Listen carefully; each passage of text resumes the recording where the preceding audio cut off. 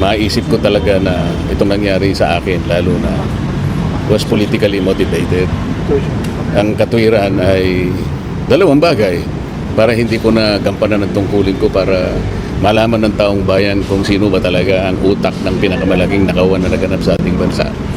At hindi na rin ako makakasali sa isang napakahalagang proseso na nagaganap ngayon sa Senado. So nakakalungkot talaga.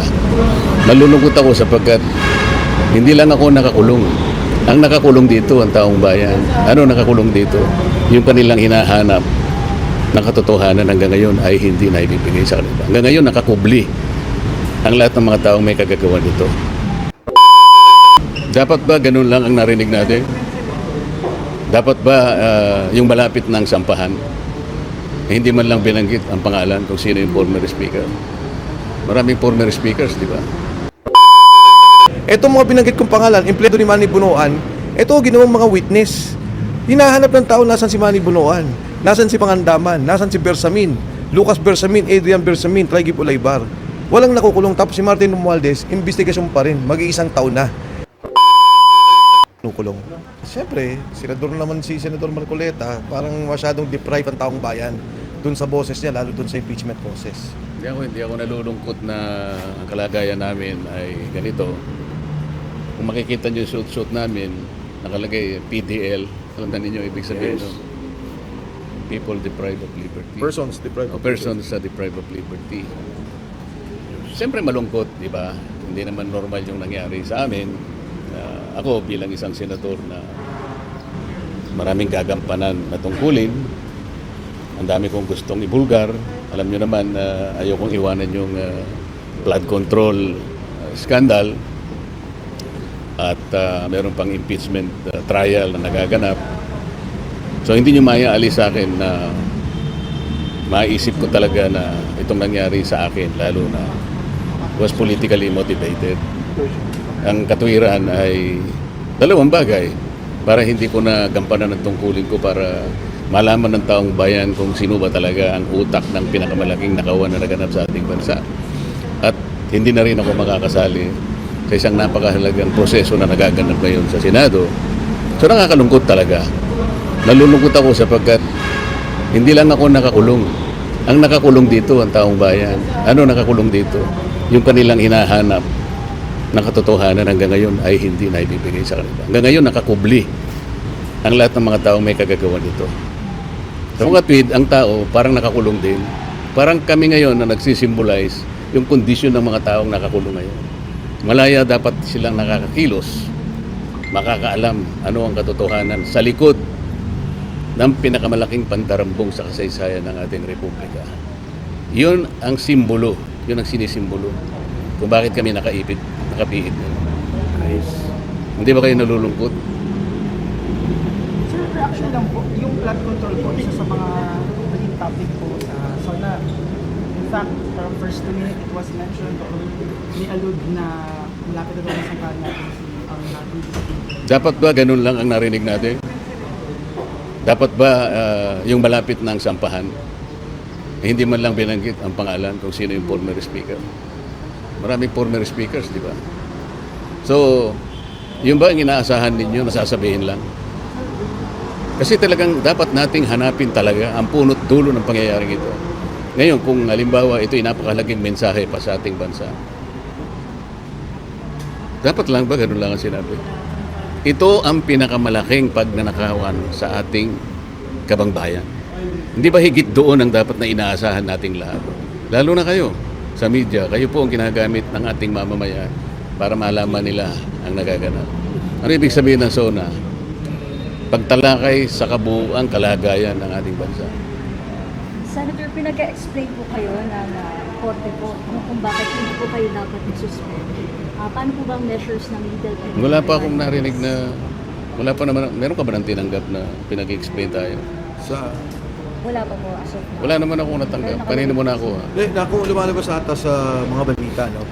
Yung bakit yung... Hindi ko muna sasagutin yun kasi wala naman akong official na natanggap. Pero sir, may... Ay, sorry po. Hindi, kanina binanggit ni Kuko kanina, yung naasahan ng taong bayan dun sa SONA, higit sa lahat yung korupsyon. Ano yung pananagutan? Kasi yung lahat ng krisis, paghihirap, lahat ng mga ginagawa natin, bunga ng korupsyon na nakita natin.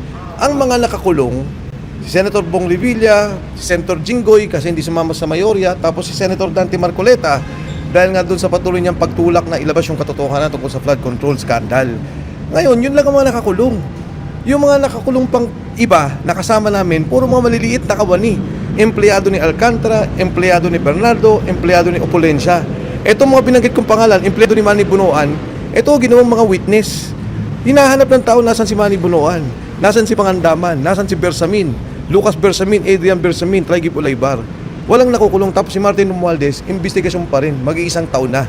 Kaya nga sinasabi ko parati, mas marami pang nakasuhan doon sa mga sumisigaw laban sa korupsyon kesa doon sa nangyaring korupsyon sa ating bansa. Ilan ba ang tumestigo ng malay-maletang dinala kay Martin Romualdez? Ilan ang tumestigo kayo nakakaalam? Ano ba ang date ng complaint affidavit na unang ibinigay kay Martin Romualdez? Abril 2026 pa ang date nun. Yung ibinigay na complaint affidavit sa amin, May 15. Sa mga tweet, nauna ng isang buwan yun sa kanya. Tanungin ninyo ang ombudsman. Meron na bang ibinigay na counter affidavit si Martin Romualdez? Kailangan itanong nyo sa kanya. Nauna ng isang buwan yun kaysa sa akin. Bakit ngayon sasabihin ng presidente na sasampahan na siya? Hindi man nyo itatanong kung siya ay nagsubmit na ng counter affidavit. Hindi ba mahalaga sa inyo na malaman nyo kung meron na? Kasi kung wala pa siyang counter affidavit hanggang ngayon, Abril pa yun eh. Sa mga tweet, paso na yun eh. Kung nakapag-submit siya halimbawa, bakit wala pang resolution? Ito yung mahalagang tanong na dapat hanapan ninyo ng sagot.